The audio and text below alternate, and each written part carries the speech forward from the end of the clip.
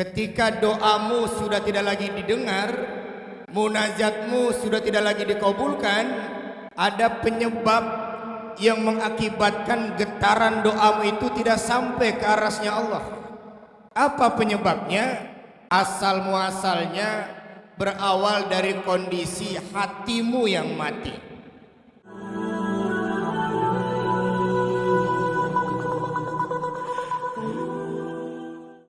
Assalamualaikum warahmatullahi wabarakatuh. Alhamdulillah, di kesempatan pagi hari ini tiada henti-hentinya kita bersyukur kepada Allah atas seluruh rangkaian nikmat yang telah Allah berikan kepada kita, baik itu berupa iman wal Islam, nikmat sehat wal afiyah, nikmat panjang umur dalam rangka taat beribadah kepada Allah Subhanahu wa taala. Sehingga dengan rangkaian nikmat yang telah Allah berikan di sela-sela kesibukan aktivitas dunia kita masih diberikan kesempatan dan kemampuan untuk turut hadir di majelis ilmu yang mulia ini. Mudah-mudahan niat langkah kaki kita dan duduknya kita di majelis ilmu ini tercatat sebagai nilai ibadah di sisi Allah Subhanahu wa taala. Dengan nikmat iman kita memiliki kemampuan untuk meyakini Allah sebagai Tuhan kita. Iman yang pada akhirnya menjadi energi terbesar kita, sehingga kita tergerak dan terpanggil untuk sama-sama hadir bersimpuh di rumah Allah yang mulia ini. Ibu, zaman boleh saja berganti, tetapi kami berpesan, keyakinan kita kepada Allah tidak boleh mati. Kehidupan boleh jadi sulit dan melilit, tapi akidah kita kepada Allah tidak boleh dalam kondisi yang terjepit. Iman kita harus terus berkobar. Ini yang pada akhirnya seluruh amaliyah kita memiliki nilai di sisi Allah, karena seluruh aktivitas kita landasi atas dasar kepercayaan kita kepada Allah.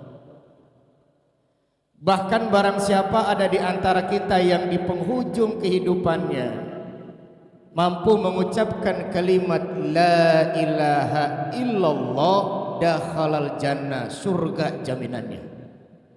Mudah-mudahan kita yang hadir di masjid tercinta ini dan saudara-saudara kita senantiasa Allah kuatkan imannya kepada Allah Subhanahu wa taala. Kemudian yang kedua, dengan nikmat Islam, agama ini mencoba menata kehidupan kita ke arah yang lebih baik. Islam agama yang sempurna, agama yang diridhai oleh Allah. Barang siapa ada di antara kita yang mencari keyakinan agama di luar Islam, maka akan tertolak oleh Allah Subhanahu wa taala. Islam ini yang mampu menjadikan kita setiap penganutnya selamat, bukan hanya kehidupan dunia, namun keselamatan itu bergerak dan tembus sampai pada akhirat. Kemudian yang ketiga, Allah memberikan kita nikmat sehat wal afiyah. Hidup itu akan terasa nikmat seluruhnya yang Allah berikan kepada kita kalau sehat wal afiyah ini masih melekat dalam kandung badan kita. Apalah artinya uang banyak, harta berlimpah, jabatan tinggi, kalau kondisi zahir dan batin kita seringkali terselimuti oleh penyakit. Ada penyakit zahir, ada penyakit batin. Oleh karenanya patut kita bersyukur kepada Allah, karena pada akhirnya Allah senantiasa memberikan karunia nikmat sehat wal afiyah. Kemudian yang terakhir, Allah perkenankan memanjangkan umur kita dalam rangka taat beribadah kepada Allah. Hadirin wal hadirat, bapak-bapak, ibu-ibu yang dimuliakan Allah. Jadi kalau berbicara panjang umur, Bu, kalau berbicara panjang umur, Pak, umur panjang itu bukan hitungan angka. Sekarang kalau mau berbicara panjang umur, mau sampai berapa umur kita di permukaan dunia ini? Kadang-kadang umur kepanjangan juga fisik sudah lemah, kulit sudah mengkerut, rambut sudah tidak lagi hitam berkilau dan memikat. Perlahan lembaran rambut kita ini sudah mulai berubah warna menjadi putih pucat yang menakutkan, karena rasa-rasanya itu simbol daripada akhir kehidupan kita. Mata kita sudah tidak lagi tajam ketika kita muda dulu, telinga kita sudah tidak lagi terang ketika kita masa remaja dulu, jalan kita sudah tidak lagi tegak ketika kita masih anak-anak dulu. Secara perlahan kondisi badan ini berangsur-angsur Allah matikan. Oleh karena itu berbicara panjang umur itu berbicara nilai keberkahan kehidupan. Boleh jadi umur kita 40 tahun, 50 tahun, 60 tahun, ruh tercabut daripada raganya, nyawa melesat daripada tubuhnya. Namun karena kebaikan kita tersebar dan menebar semasa hidup, kita buat baik kepada banyak orang, dan orang di sekitar kita merasakan kebaikan kita. Jasad kita boleh jadi terpendam dalam perut bumi, menjadi santapan cacing, ulat, belatung, dan binatang-binatang tanah lainnya. Namun karena kebaikan kita banyak, tersebar, menebar, dan orang lain merasakan kebaikan kita, orang di sekitar kita yang masih hidup merasakan kita masih ada di tengah-tengah mereka. Hakikat umur yang sesungguhnya tuh bisa dipahami ya Bu ya. Oleh karena itu kewajiban kita untuk terus berfastabiqul khairat, berlomba-lomba dalam kebaikan. Target perlombaan menjadi pemenang. Apa pemenang dalam sebuah target berlomba-lomba dalam kebaikan? Menjadi manusia-manusia yang senantiasa taat dan patuh kepada Allah serta Rasulnya. Amin ya Rabbal.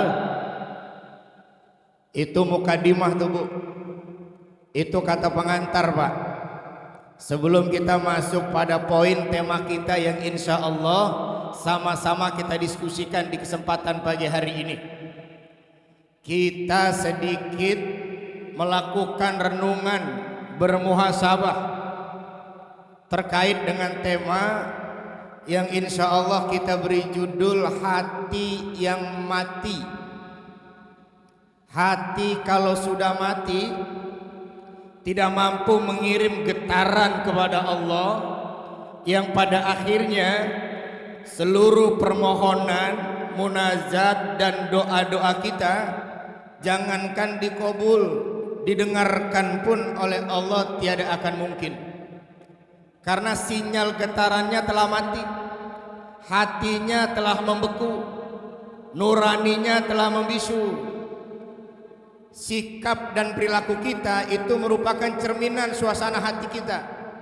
Kalau hatinya sedang riang gembira, wajah kita cahayanya sumringah itu. Tapi kalau suasana batin dan hatinya gelisah, itu rata-rata wajahnya itu seringkali mengkerut. Orang kalau mengkerut Bu, urat wajahnya seluruhnya tegang. Usia muda saja kalau pasang pose mengkerut itu kelihatan gak muda lagi tuh. Makanya resep hidup awet muda, ibu yang sudah 70-80 tahun, jaga suasana batin hatinya agar terus ceria, agar terus bahagia, sehingga bisa memancarkan suasana-suasana yang membahagiakan. Fisik ini bisa menjadi muda karena pancaran suasana ruhaniah kita. Ruhaniah kita itu wilayah hati. Ini yang coba kita diskusikan di kesempatan pagi hari ini. Kita berbincang terkait dengan kondisi hati yang mati. Saya ingin berangkat dari sebuah pertemuan. Seseorang berjumpa dengan ulama karismatik bernama Imam Hasan Al-Basri.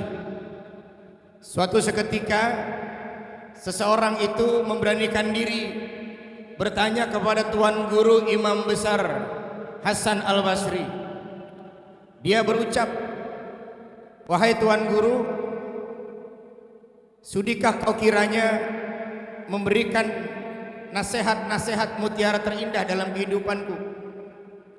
Lama sudah aku berdoa kepada Allah, lama sudah aku meminta kepada Allah, lama sudah aku bermunajat kepada Allah, namun setiap rangkaian doa-doaku itu tidak pernah dikabulkan oleh Allah."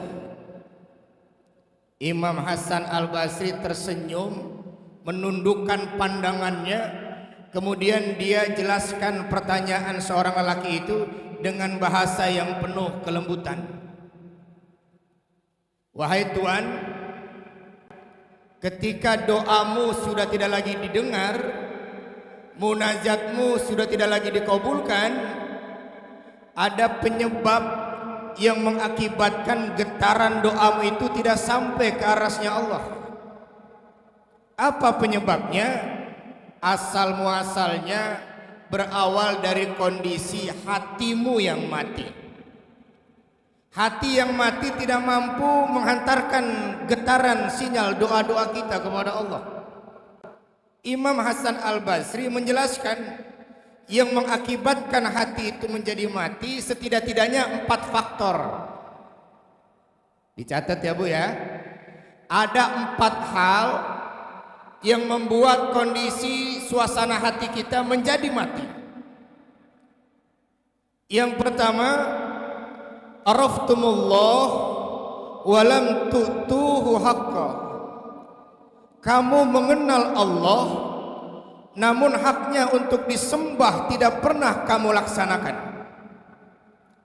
Hampir setiap kita, jika ditanya siapa Tuhanmu, kita kenal betul Allah. Siapa yang menciptakan langit dan bumi? Allah. Siapa yang mematikan setiap kita sebagai manusia? Allah. Siapa yang membangkitkan kita di padang mahsyar? Allah. Siapa yang menjalankan rotasi peredaran planet-planet dunia ini, pergantian dari siang menjadi malam, malam menjadi siang? Itu kita jawab Allah. Paham? Kita kenal betul Allah, namun kewajiban kita untuk beribadah kepada Allah tidak pernah kita tunaikan. Hak Allah untuk kita sembah tidak pernah kita laksanakan. Kita hanya mengenal Allah di lisan kita, namun kita tidak mengenal Allah pada sisi aktualisasi perbuatan kita. Kita kenal Allah, namun kita tidak sujud beribadah kepada Allah Subhanahu wa ta'ala. Ini yang pada akhirnya menjadikan suasana batin kita menjadi mati. Hati kita menjadi redup, hati kita menjadi beku. Karena kita mengenal Allah, kewajiban kita untuk menyembah Allah tidak pernah kita jalankan. Bukankah tujuan Allah menciptakan kita hidup di permukaan dunia ini tiada lain dan tiada bukan untuk beribadah kepada Allah Subhanahu wa ta'ala. Wa ma khalaqtul jinna wal insa illa liya'budun. Kalau ibu keluar rumah melangkahkan kaki ibu menuju masjid yang mulia ini dalam rangka mengikuti kajian duha di hari Ahad ini, ibu niatkan karena Allah itu punya nilai ibadah, Bu. Setiap kaki yang ibu gerakkan itu Allah balas dengan berbagai macam pahala kebaikan. Makanya konsep majelis itu orang mau hadir saja udah bagus. Perkara datang ke masjid nyari senderan itu perkara lain. Kaki suka kesemutan itu proses lain. Kita kadang-kadang ngaji 1 jam berapa kali ganti pose duduk. Sila kesemutan, selonjoran kesemutan. Ya. Ibu udah mau datang saja jihadnya sudah luar biasa itu. Ini jangan dikira datang ke majelis ini godaannya nggak banyak ini. Hari Minggu lagi ngadainnya. Pas pagi hari lagi, ya. Di sekitar kita banyak teman-teman kita tuh Minggu keluar rumah juga, tapi kan niatnya beda. Kita yang niatnya karena Allah, insya Allah niat langkah kaki kita, duduknya ibu di majelis ini akan memiliki nilai ibadah di sisi Allah Subhanahu wa Ta'ala.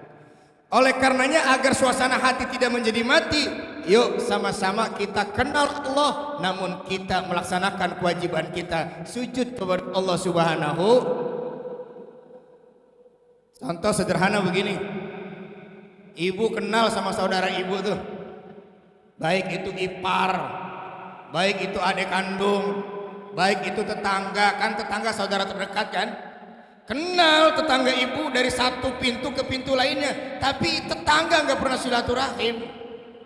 Kira-kira suasana batin mati nggak? Mati. Hidup berdampingan tapi gersang. Contoh lagi, ibu satu keluarga nih, kan punya suami, punya anak. Kenal siapa suami ibu, ibu kenal siapa anak-anak ibu, tapi suasana keluarga ibu tidak saling menyapa, tidak saling tegur sapa. Kenal tapi suasana gersang. Betul. Itu yang pertama tuh, yang mengakibatkan hati kita menjadi mati. Kita kenal Allah, namun hak Allah untuk disembah dan kewajiban kita untuk menyembah tidak pernah kita tunaikan. Kemudian yang kedua, siap-siap Bu nih, yang kedua nih, kita belajar begini agar kita paham supaya terhindar dari hati yang mati. Yang kedua, qara'tumul Qur'an walam ta'malu bih. Kamu membaca Al-Qur'an namun isinya tidak kamu laksanakan. Ini juga bisa mengakibatkan hati menjadi mati. Kita baca Quran tapi apa yang terkandung dalam isi bacaan Quran tidak pernah kita laksanakan, tidak pernah kita tunaikan. Kewajiban sholat ada dalam Al-Quran, kewajiban zakat bagi yang mampu ada dalam Al-Quran, kewajiban haji bagi yang bisa ada dalam Al-Quran. Kita baca Quran namun isi kandungannya tidak pernah kita tunaikan. Begitu pula sebaliknya, judi diharamkan dalam Al-Quran, ghibah diharamkan dalam Al-Quran, mencaci maki diharamkan dalam Al-Quran, minum minuman keras diharamkan dalam Al-Quran. Kita baca Quran, sesuatu yang diharamkan kadang-kadang kita laksanakan, jadi hobi, jadi kebiasaan. Ada masyarakat Pak nggak main judi 1 jam palanya migrain, nggak main judi migrain. Sekarang kan yang jadi penyakit judi slot nih, ya. Judi slot luar biasa, itu bisa menghancurkan keharmonisan rumah tangga dan lain sebagainya. Oleh karena itu para hadirin, agar hati kita tidak menjadi mati, kita baca Quran, kita laksanakan perintahnya. Satu contoh, ketika Allah katakan dalam surat Ibrahim ayat 31, Qul li ibadiyalladzina amanu yuqimus shalah. Apa kata Quran? Katakanlah Muhammad kepada hamba-hambaku yang telah beriman, hendaklah mereka melaksanakan sholat. Itu Quran tuh, Allah tuh yang bicara tuh. Sudah kita baca, sejatinya kita tunaikan. Bu, sholat itu satu ibadah yang tidak bisa digantikan oleh ibadah apapun. Kemarin puasa, ibu nggak bisa puasa, bayar fidyah. Zakat fitrah, ibu nggak mampu zakat, jangan zakat, karena zakat Allah wajibkan kepada mereka yang mampu. Orang yang melaksanakan zakat dengan harta bendanya namanya muzaki. Orang yang berdiri pada barisan pemberi zakat. Orang yang tidak bisa zakat namanya mustahik. Orang yang memposisikan diri sebagai penerima zakat. Sah Ustadz, sah, asal tidak pura-pura susah. Ini kadang-kadang kagak kuat bayar zakat, motornya PCX sampai 3 sama NMAX, gelangnya segede-gede pelek becak. Begitu ngantri zakat paling depan kuponnya 10. Panitia zakat keder kagak dikasih, dapat kupon, dikasih motornya cakep-cakep banget. Ini yang keliru jamaahnya apa panitianya nih. Tapi sholat bu, sholat nggak bisa berdiri duduk. Sholat nih bu, Ustadz saya sholat kalau berdiri kaki gemeter, takut roboh. Duduk juga nggak bisa Ustadz, saya punya penyakit ambeien. Sholat kalau duduk ambeien, darah saya ngocor 3 liter. Berbaring. Ya Allah Ustadz, sholat berbaring kulit risih, kena keramik dingin. Pakai isyarat. Gimana caranya? Takbir mata ngedip, rukuk mata ngedip. Ya Allah Ustadz, mata kalau buat ibadah berat banget. Tapi kalau buat nonton bola kuat ya bu ya. Ibu kalau punya tetangga begitu bilang begini, sebentar pak ya, saya telepon Pak Amil. Assalamualaikum Pak Amil, ada apa? Ini tetangga saya sholat berdiri nggak bisa, duduk tak kuasa, berbaring tak berdaya, pakai isyarat tidak ada tenaga. Lalu datang deh Pak Amil bawa kain putih 3 lembar. Kita mandiin, kemudian bungkus, lalu masukin kurung batang, kemudian sholatin. Betul? Ya, sholat nggak lama bu. Kayak kita ini sholat sehari semalam 5 waktu, satu waktu cuma 5 menit. 5 kali 5 25 menit. Apalagi yang sholatnya ekspres, nggak pakai zikir, nggak pakai doa 3 menit. Sholatnya kayak burung 2 menit, likum kiri kanan, pulang nuker sendal. Jadi ketika Allah menyatakan apapun dalam Al-Quran itu kebaikan, kita tunaikan. Kalau itu larangan, kita hindarkan.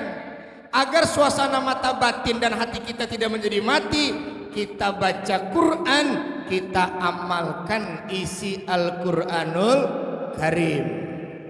Itu 2 tuh. Kemudian yang ketiga, yang mengakibatkan hati menjadi mati, akaltum nikmata rabbikum walam tashkurullah. Akaltum nikmata rabbikum walam tashkurullah. Kamu makan nikmat Tuhanmu tetapi tidak pernah mensyukurinya. Kita makan nikmat Allah, banyak rezeki Allah yang Allah berikan kepada kita, namun kita tidak pernah mensyukurinya.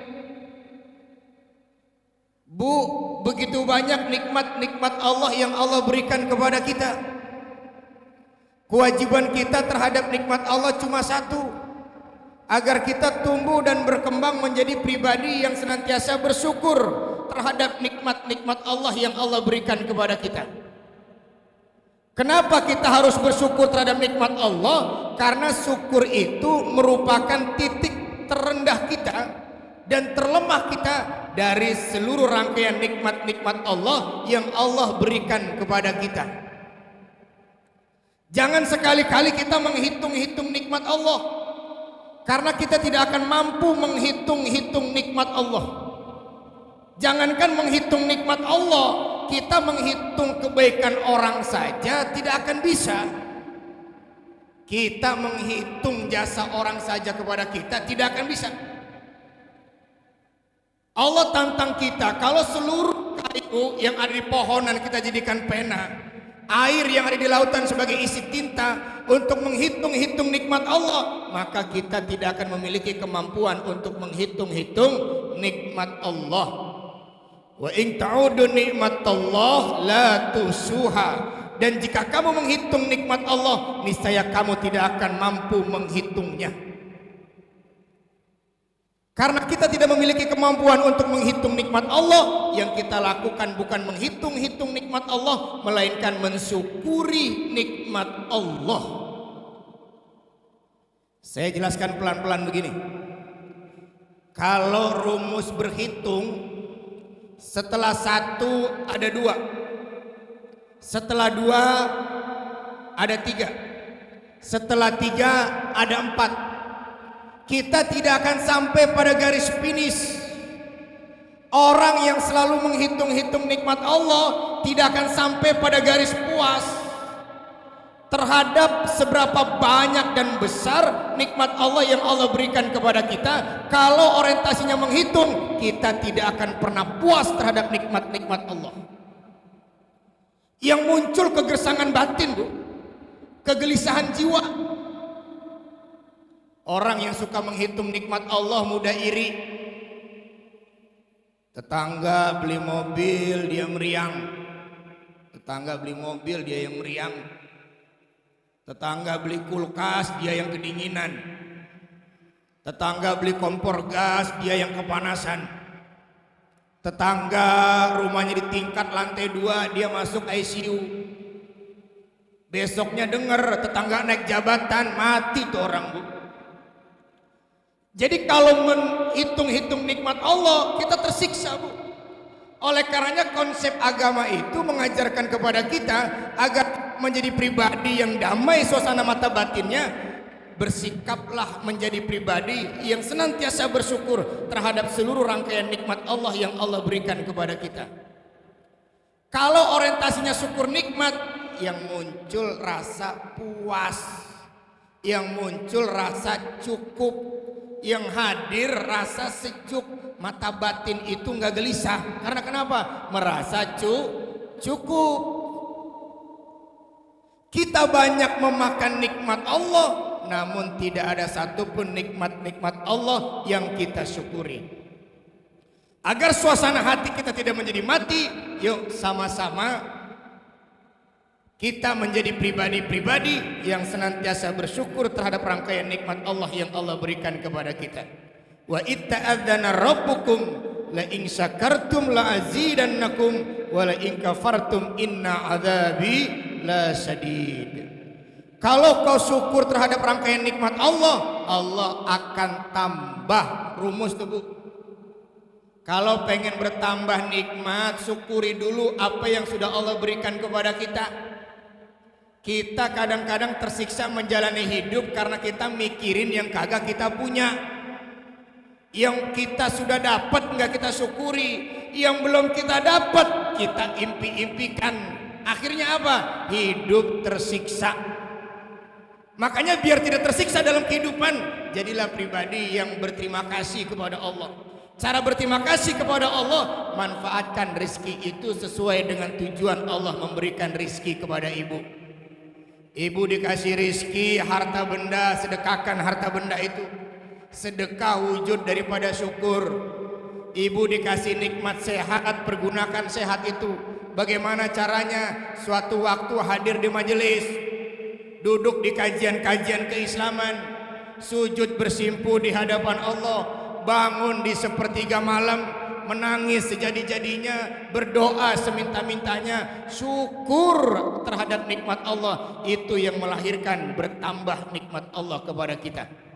Tapi kalau sudah ingkar, nikmat itu akan berubah menjadi adab. Nikmat akan berubah menjadi azab. Itu yang ketiga tuh.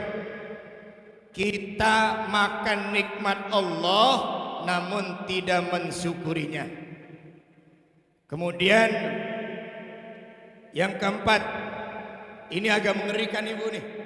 Yang keempat yang menjadikan suasana batin hati kita menjadi mati, qultum anal mauta haqqa wa lam tasta'idulah. Kamu yakin hidup akan berakhir dengan kematian, namun kita tidak pernah belajar dari kematian demi kematian yang ada di sekitar kita. Hadirin wal hadirat kaum muslimin wal muslimat rahimakumullah. Bapak-bapak, ibu-ibu yang dimuliakan Allah. Setiap kita kadang-kadang diperingatkan oleh Allah dari setiap kejadian yang kita alami.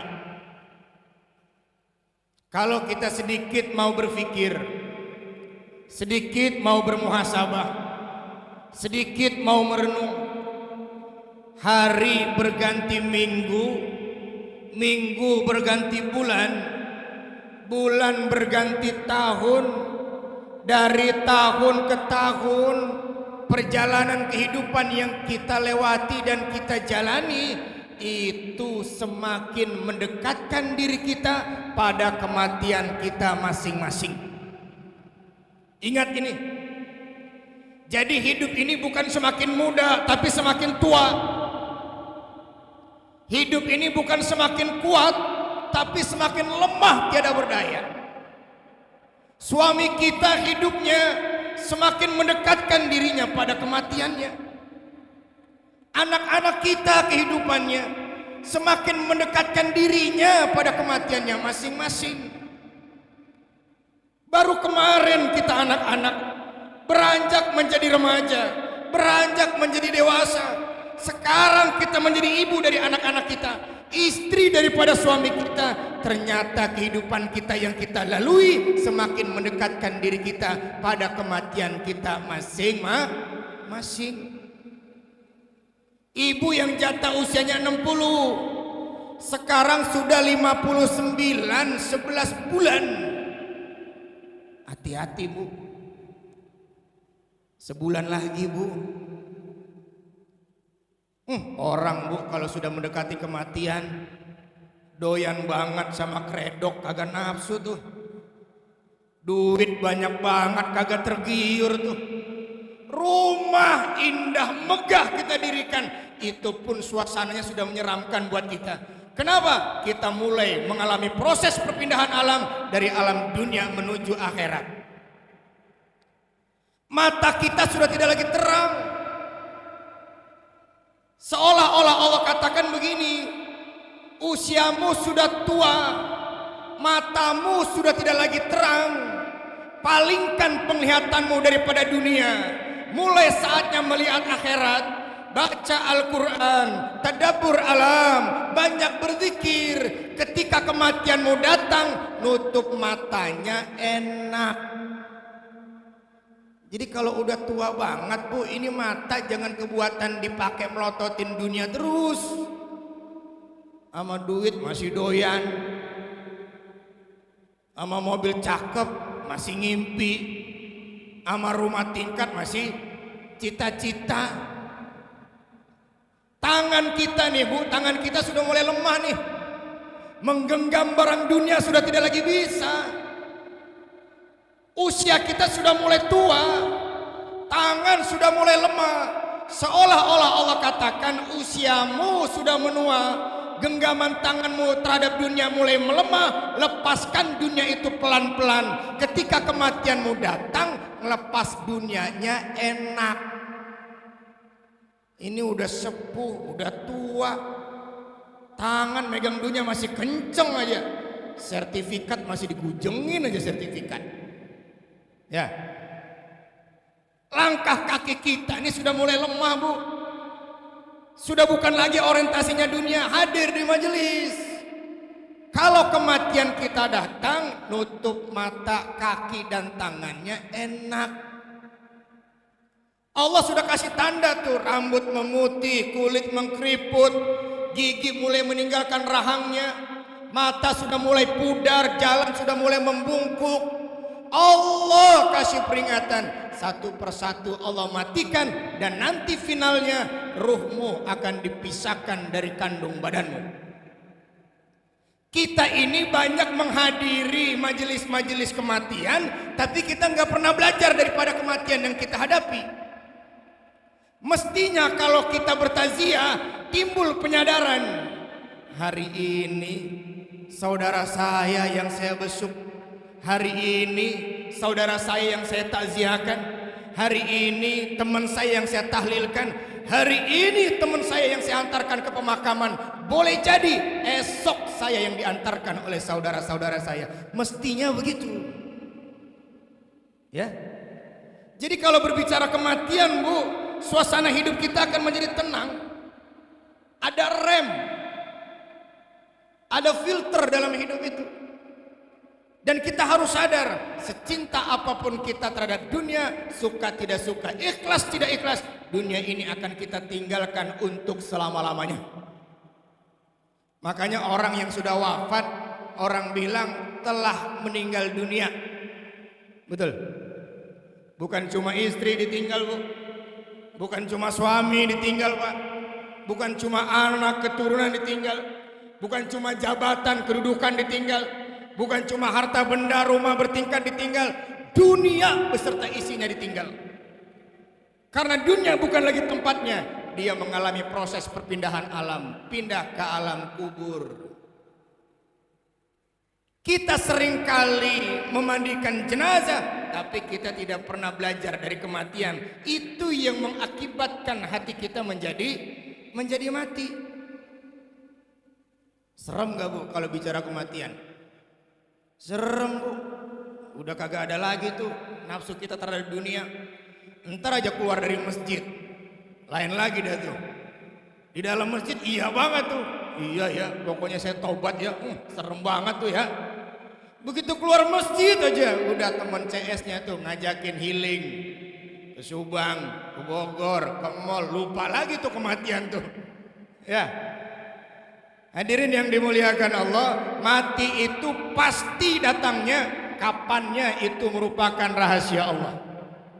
Mati itu pasti datangnya, kapannya itu merupakan rahasia Allah. Kullu nafsin dha'iqatul maut. Setiap yang bernyawa akan merasakan kematian. Pasti datangnya, kapannya itu rahasia Allah. Kadang-kadang kita bertanya, Ustadz, kenapa sih Allah merahasiakan kematian? Kan kalau kita tahu kapan kita mati, kayaknya enak banget tuh. Allah baik sedikit aja sama saya.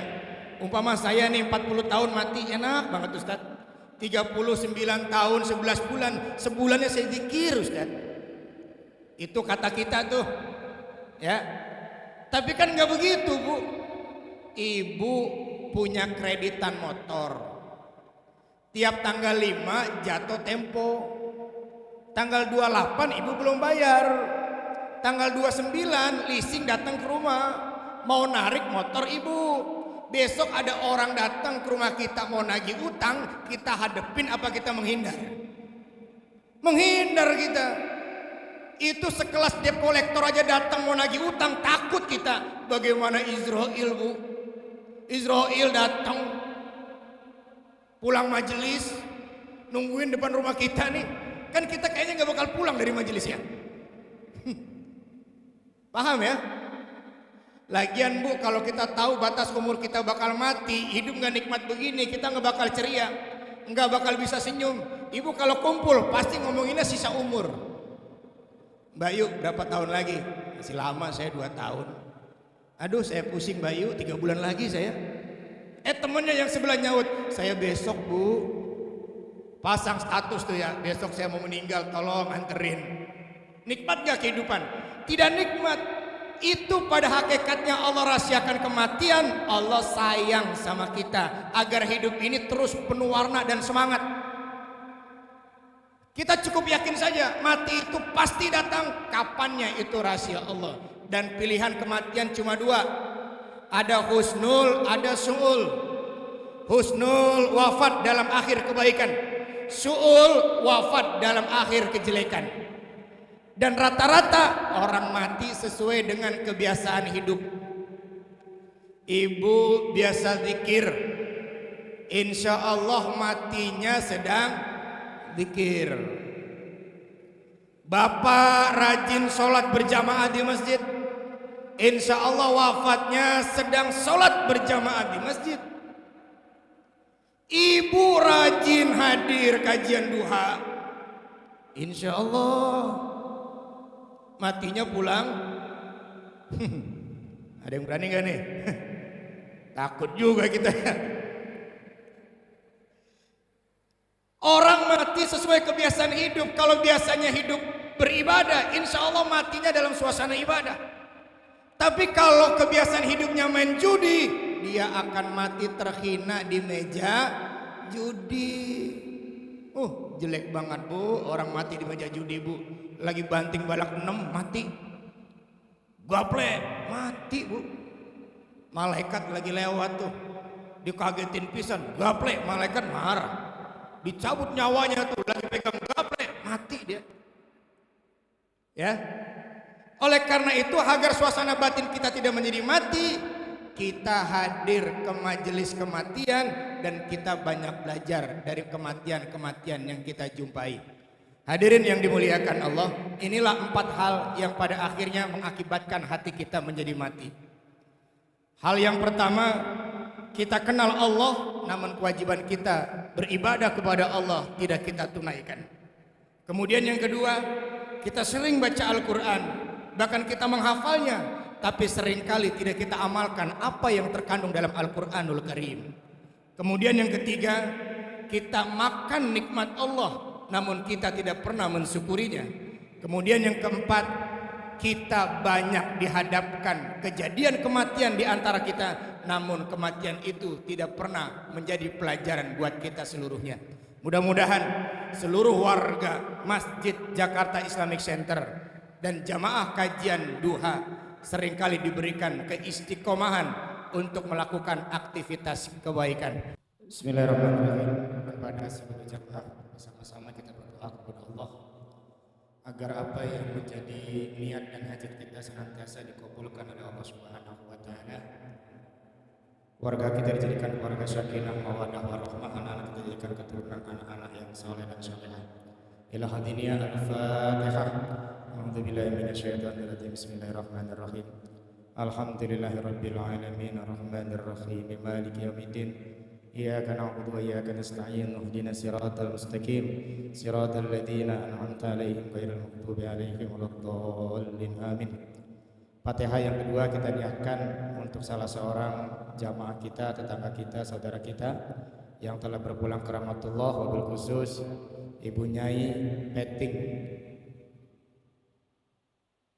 meninggal tadi malam. Mudah-mudahan husnul khotimah, diterima seluruh amal ibadahnya, diampuni segala dosa-dosanya, dilapangkan alam kuburnya, ditempatkan di surga yang indah.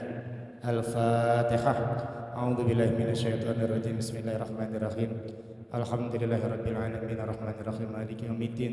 Iyyaka na'budu wa iyyaka nasta'in, ihdinas siratal mustaqim, siratal ladzina an'amta 'alaihim ghairil maghdubi 'alaihim waladdallin. Amin. Astaghfirullahaladzim, astaghfirullahaladzim, astaghfirullahaladzim bil awwalina wal akhirin. Wa sallim radhiyallahu tabaraka wa ta'ala an kulli sahabati rasulillahi ajma'in. Bismillahirrahmanirrahim. Alhamdulillahirabbil alamin, hamdan yafina ma huwa yukafi mazidah. Ya Rabbana lakal hamdu kama yanbaghi li jalali wajhikal karimi wa 'azimi sultanik. Allahumma shalli ala sayyidina Muhammad wa ala ali sayyidina Muhammad salatan tunzina biha min jami'il ahwali wal afat wa taqdilana biha jami'al hajat wa tutahhiruna biha min jami'is sayiat wa tarfa'una biha indaka la darajat wa tuballighuna bi aqsal hayati akhira fil hayati wa ba'dal mamat. Allahumma ighfir lana wa li walidayna warhamhuma kama rabbawna shighara wa li jami'il muslimina wal muslimat wal mu'minina wal mu'minat al ahya'i minhum wal amwat. Allahumma inna nas'aluka salamatan fid din wa afiyatan fil jasad wa ziyadatan fil ilmi wa barakatan fi rizqi wa taubatan qabla al maut wa rahmatan indal maut wa maghfiratan ba'dal maut. Allahumma hawwin alaina fi sakaratil maut wa najatan minan nar wal 'afwa indal hisab. Rabbana zalamna anfusana wa illam taghfir lana wa tarhamna lanakunanna minal khasirin. Rabbana hab lana min azwajina wa dhurriyyatina qurrata a'yun waj'alna lil muttaqina imama. Rabbana la tuzigh qulubana ba'da idh hadaytana wa hab lana min ladunka rahmatan innaka antal wahhab. Rabbana atina fid dunya hasanah wa fil akhirati hasanah wa qina adzabannar. Subhana rabbika rabbil izzati amma yasifun wa salamun alal mursalin walhamdulillahi rabbil alamin. Kita akhiri dengan hamdalah, alhamdulillahirabbil alamin. Kita tutup dengan doa tabarakul majelis. Subhanakallahumma wa bihamdika asyhadu an la ilaha illa anta astaghfiruka wa atubu ilaika wa aqum minkum. Assalamualaikum warahmatullahi wabarakatuh.